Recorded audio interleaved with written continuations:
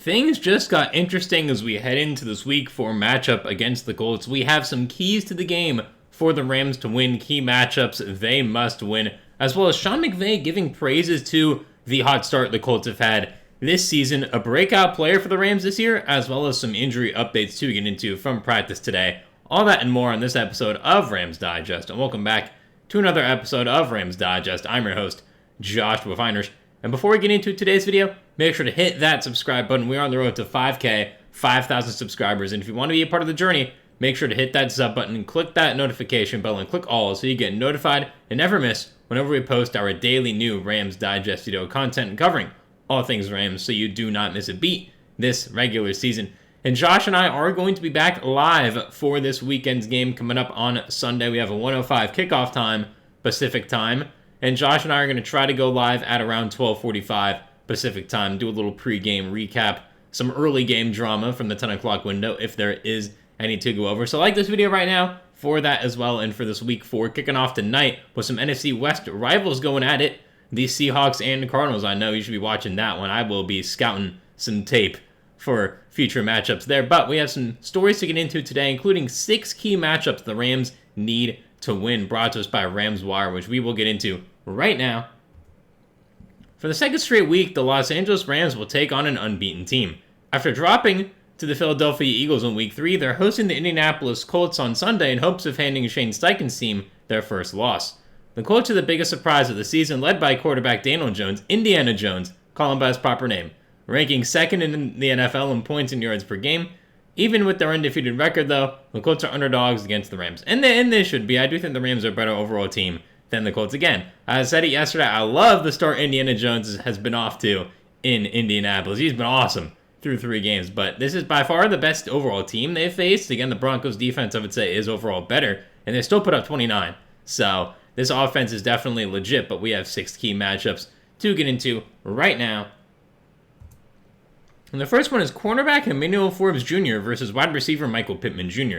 The Rams struggled against A.J. Brown last week without Ahkello Witherspoon at cornerback, and Pittman could present some similar problems for Los Angeles. He's a big physical receiver at 6'4", who can capitalize on matchups with smaller corners, which could make it difficult for Kobe Durant or Darius Williams to cover him. Forbes isn't big, but he's 6 foot and has long arms, which can help him contest throws down the field to Pittman. He just has to ensure he gets Pittman on the ground if he does make a catch, because that can be difficult with how physical the receiver is. Yes, it can be. That was the main problem with Forbes on A.J. Brown, was getting him to the ground. Forbes did a pretty good job at limiting his catches, but once A.J. Brown caught the ball, he was kind of able to little boy weight room Emmanuel Forbes. Forbes did put on some weight in the offseason, but still around that 180 mark. He came into the league in the 160s, but he certainly helped himself in that regard there. And some notes on Michael Pittman. He has 16 catches so far, 193 yards, 2 touchdowns, 12.3 average yards per catch. He was good at getting downfield. He's 6'4", 223, so he is a similar profile. Actually a bit taller than A.J. Brown, but a pretty similar weight profile there as well. Pittman definitely one of the bigger body receivers in the NFL. Pittman from Woodland Hills, went to USC as a Trojans fan. I remember watching him a lot at USC. Very, very talented receiver. He's had some nice seasons in the NFL, and now maybe he has a franchise quarterback, it looks like, through 3 games. We have to wait and see there, but this is definitely a key matchup. Emmanuel Forbes is going to have to be the primary guy on Pittman, because I think Kushula is going to make that adjustment. We saw whenever Forbes wasn't on was not on A.J. Brown in the second half, the Eagles were just kind of throwing his way willy-nilly, and he was making everyone look small out there, as he should. He's A.J. Brown. He's one of the best in the league. And Michael Pittman is up there as well in a similar regard, play profile-wise, so definitely something to look out for the Rams. And nose tackle Puka Nacua versus center Tenor Bortolini. Bortolini has been the weak link on the Colts offensive line when it comes to pass protection, earning a grade of 48.3 in that department per PFF. He's been solid in the run game, as has most of the Colts offensive line, but he's susceptible to allowing pressure up the middle. If Ford can disrupt Daniel Jones in the pocket by generating pressure and preventing the QB from stepping up, it'll make a big difference for the defense as a whole and against the run. Ford needs to be at his best as the Rams attempt to contain Jonathan Taylor, the league's leading rusher. Yeah, we're going to get to him in a little bit here, but going over some Daniel Jones numbers, 816 yards, 3 touchdowns, no picks, 71.6 completion percentage, an 85.8 QBR, and a 111.1 passer rating. I mean, Daniel Jones, I've been saying it as a joke kind of after 2 weeks as an MVP candidate, but he really is an MVP candidate through 3 weeks. You kind of have to give him the respect. He's been playing very, very well. You'd like to see him pass for some more touchdowns. 3 in 3 games is fine, but if he is going to win MVP, you're going to need to have at least 30. Close to 30 in my opinion to get there. But yeah, Puka Nacua is going to have to be a big difference. Run game especially. The pass rush game's never been a big strength of his, but he's been good so far doing it this year. So hey, why not keep it up? And in the run game, this is why we got Puka Nacua. He helped us stop Saquon, and now he needs to help us stop someone who's been better than Saquon so far this year in Jonathan Taylor. And Daniel Jones, by the way, 6'5", 230. He's a bit of a sneaky, hard quarterback to get down. He has sneaky mobility as well. We saw that on display throughout his Giants tenure, and now if he's combining that with the passing, he had the talent. He was drafted in the top 10 for a reason back in 2019, and he's really starting to show it now. I'm happy for him that he's having a good year, but unfortunately, Daniel, have to root for you to have a bad game, unfortunately, because you are playing the Rams. And now linebacker Nate Landman versus running back Jonathan Taylor. The Rams contained Saquon Barkley to near perfection last week, and though Landman had 3 tackles, he performed well against the run. Taylor is a similar type of weapon for the Colts in that he can make plays between the tackles on outside runs as a receiver.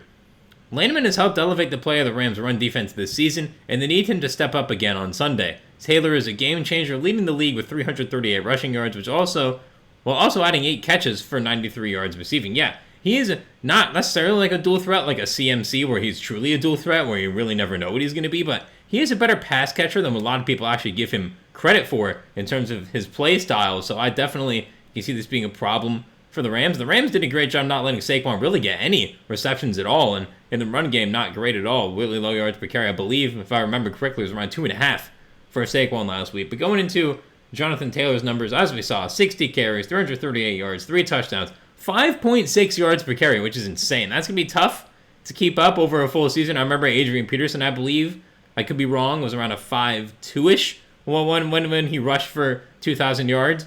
The closest rusher to Eric Dickerson's rushing record is Adrian Peterson. So that just goes to show what you need to do throughout an entire season. So definitely going to be tough to keep a 5.6 yards per carry. But if he can, especially with the way this line is performing, he has a shot to win MVP as well if he gets to that 2,000-yard mark. We talked about it with Saquon. If he had played the last game and broke Eric Dickerson's rushing record for yards in a single season, who knows if he gets MVP. And Jonathan Taylor has a potential chance. I don't know if it will happen, but at least he's on the radar as somebody who has an outside shot of doing that. And Taylor's 5'10", 226. So again, the height thing not really concerned, but 226, he's heavier than a lot of the running backs the Rams have faced so far at 226. He's tough to bring down. He's speedy. He's elusive. He's an all-around great running back. Was considered in my top 5 already running backs heading into this season, but right now, he has been the clear best running back in football. Got to give him all the credit in the world with the way he's played his first 3 weeks, and the Rams have to stop him because Daniel Jones had the effective run game in New York, I should say, not in Green Bay, in New York, with Saquon, but he didn't have enough of a receiving core to really get much done or a O-line, whereas here he has that, and he's getting it done. He's firing on all cylinders, and I believe if he can stop the run, he can make Daniel Jones get a little bit more frantic. Maybe you can force him into some bad throws, potentially in an interception. Maybe you can get him down because against Bortolini. So definitely something to look at for this Rams defense. Stop the run to stop the flow of the overall offense of the Colts. Wide receiver Devontae Adams versus cornerback Charvarius Ward. We don't know yet the status of Kenny Moore II for the Colts, but if he plays, that'll be another great matchup against Puka Nacua. What we do know is that Ward will match up with Adams often on the outside. Matthew Stafford has been targeting Adams heavily through 3 games, even when he's not always open. Expect that high target share to continue this weekend, but Stafford has to be wary of going after Ward too often. He's allowed just 6 catches for 37 yards and no touchdowns on 9 targets this year. Yeah, Ward has by far been the best secondary player for the Colts. Former Niner, Rams fans should be very familiar with Charvarius Ward. He's gone up against us many, many times. He's gone against this defense, McVay. So he's going to be a guy this Colts defense is going to be leading on all throughout this game. Now, Devontae Adams actually did miss practice yet again today, actually, with that same injury that he's had going on. So I believe it was a hamstring for him. So definitely something to look out for this Rams team, whether or not he does play, because right now he's missed the last 2 practices, so he is in jeopardy of actually missing the game here against the Colts, which is not going to be great, and this matchup won't even matter if he does have to miss the game against the Colts. Pulling up the injury report right now just to make sure that it is a hamstring. Yes, it is a hamstring injury. I was correct on that. But yeah, that's definitely something to keep an eye on. We just saw Mike Evans announce he'll be missing a couple weeks with the hamstring injury, similar to what he had last year. So definitely got to take time with those injuries. And if he can play, it's going to be Jordan Whittington's season, probably. Maybe Terrence Ferguson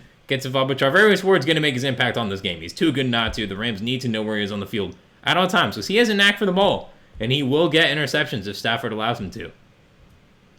Safety Cameron Curl versus tight end Tyler Warren. Quentin Lake will probably cover Warren when he lines up in the slot, but if the tight end is attached to the formation, the Rams could use Curl on him.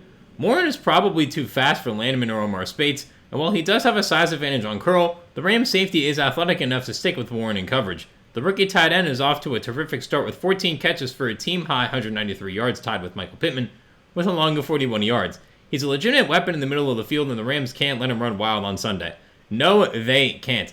I love Tyler Warren coming out. I thought he was the number one tight end in the class by far. I thought when the Bears were drafting a tight end at 10, it was going to be Tyler Warren. I'd have been like, yeah, great pick. I'm high on Loveland still. I know it hasn't been a good start for him. I'm high on him still. But for Tyler Warren, yeah, he's been awesome. He's been everything I expected him to be coming out of Penn State. Obviously awesome for them the last 2 years, and he's kept that up in Indianapolis. And he's a guy to kind of be a security blanket for Daniel Jones. He's another guy where Daniel Jones likes throwing to his running backs, tight ends. We saw this with the Giants the one year they made the playoffs. He uses tight ends a lot there as well. And none of them were nearly the talent Tyler Warren is right now. And none of them were certainly the talent Tyler Warren can be in 2 to 3 years from now once he starts entering his prime. But this is another guy the Rams need to keep in front of them. If he runs out on a slant for 7 yards, you bring him down, that's okay. You just can't let him get in the open field because he is very, very fast for a tight end. And our final matchup is outside linebacker Jared Verse versus left tackle Bernhard Raimann. Raimann is an underrated left tackle for the Colts. He's allowed just 1 sack this season, the only sack pinned on someone besides Jones, and has given up just 6 pressures in 3 games. He's prone to committing penalties, having been called for 4 of them this year, but he's a solid player. Is he good enough to slow down Verse, though? Verse was great against the Eagles and had a huge strip sack in the third quarter, rushing against Philadelphia's backup left tackle. This week, Verse will mostly rush against Raimann, and it's a matchup that has to favor the Rams. Yeah, I agree. Jared Verse had the coming out game last week that we all expected him to. I think he's going to keep getting better and better as this season goes on.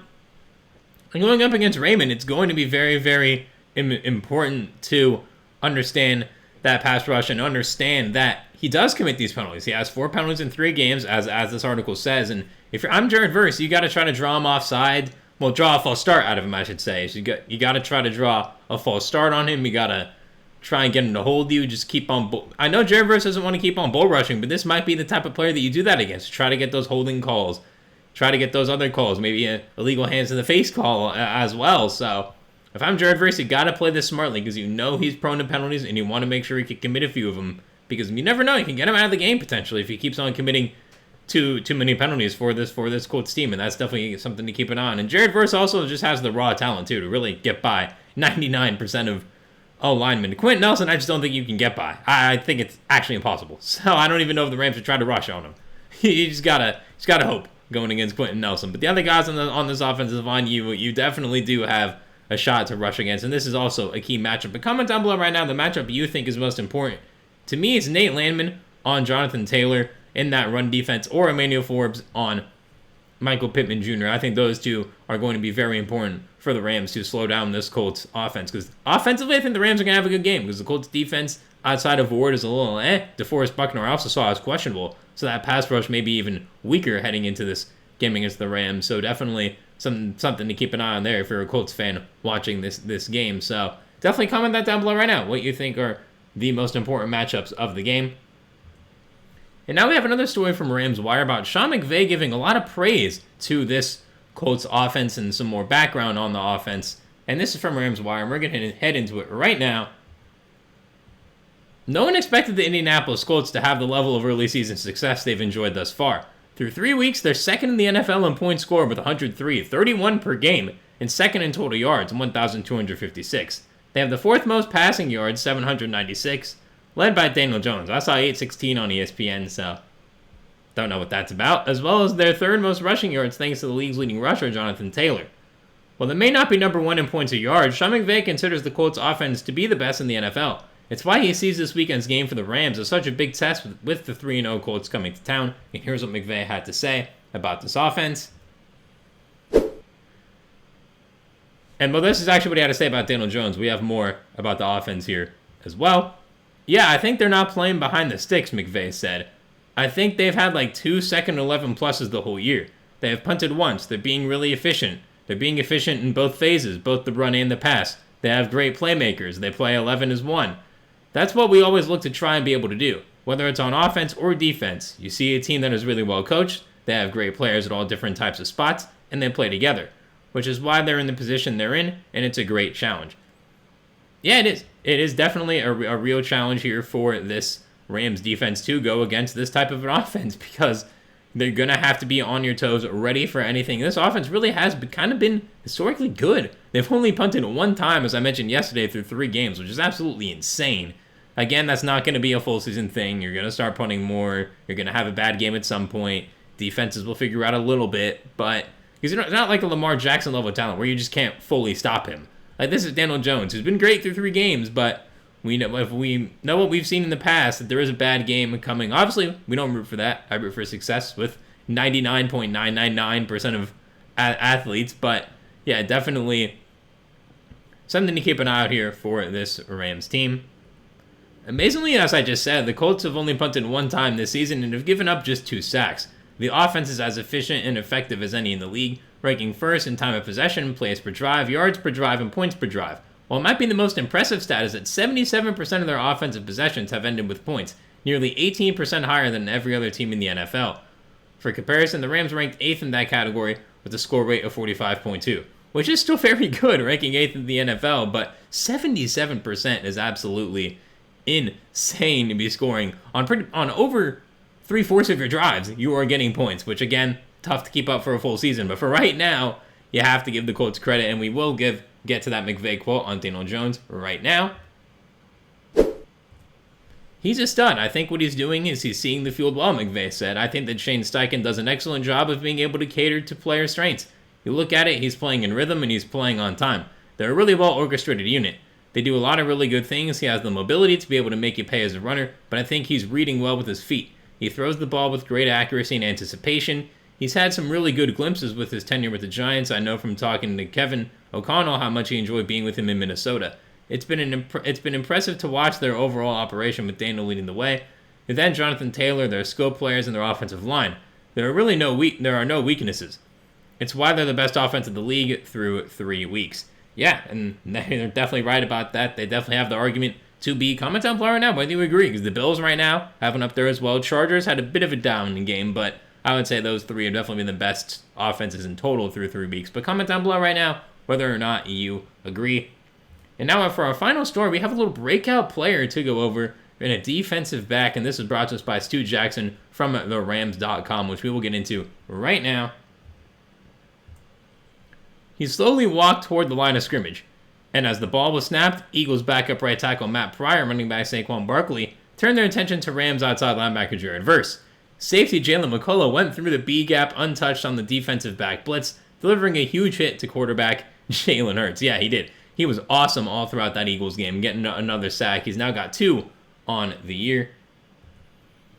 It forced a second of what became 4 consecutive 3-and-outs forced by the LA defense in the first half. Whether he's been lined up at dime linebacker or one of the traditional safety positions, McCullough has been a Swiss Army knife for the Rams this season. Yes, he has, and we have a quote from him about that right now.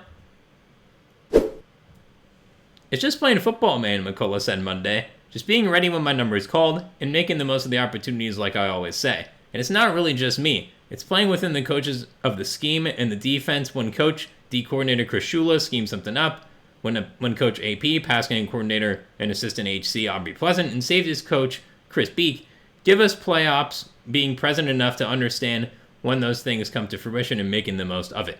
And that's what all you can do with anything is make the most of those opportunities, and we know Jalen McCullough has done that all throughout his NFL career. He has been absolutely awesome at doing that, and he's really become a valuable piece of the puzzle here for this Rams team.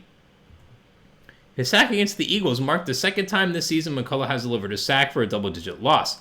He took down the Texans' C.J. Stroud for a 12-yard loss on Week 1, which led to Houston settling for a field goal after reaching the LA 15. It also came on a DB blitz, that time from the right side instead of the left side like the sack against Hurts, but with the same outcome. The quarterback being Drill, but never seeing McCullough coming. Yeah, really, that's really like how it's been throughout the year. And Jalen McCullough, 6'2", 202. Again, a bit of a bigger DB. Maybe we'll see if he lines up at all against Michael Pittman just for his size.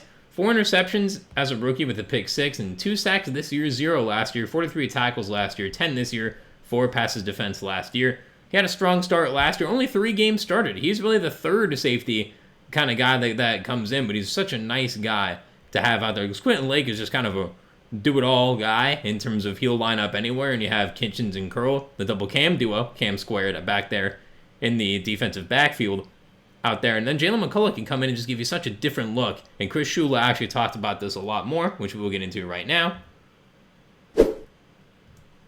He's been that way really since he got in the game last year, Shula said. And we love Tank, McCullough's nickname.